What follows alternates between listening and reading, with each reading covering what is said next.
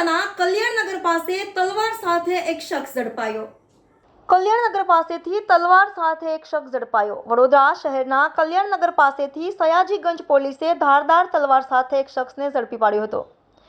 Sayajiganj police સ્ટેશનનો staff સોમવારના રોજ વિસ્તારમાં પેટ્રોલિંગની કામગીરી કરી રહ્યો હતો. તે દરમિયાન કલ્યાણનગર ગુરખાની ચાલી પાસે આવતા એક શખ્સ ધારદાર તલવાર સાથે ફરતો હોવાની બાતમી મળી હતી, જેથી પોલીસે ખુલ્લી તલવાર લઈને ફરતા ક્રિષ્ના દિનેશ સોની રહે ગુરખા ચાલ કલ્યાણનગર વડોદરાને ઝડપી પાડ્યો હતો. તેની સામે હથિયારબંધીના જાહેરનામા ભંગ કરવા બદલ ધરપકડ કરી આગળની કાર્યવાહી હાથ ધરવામાં આવી છે. Reporter Rahul Rajput, YNN news, Vadodara. Subscribe now and press the bell icon. Never miss an update.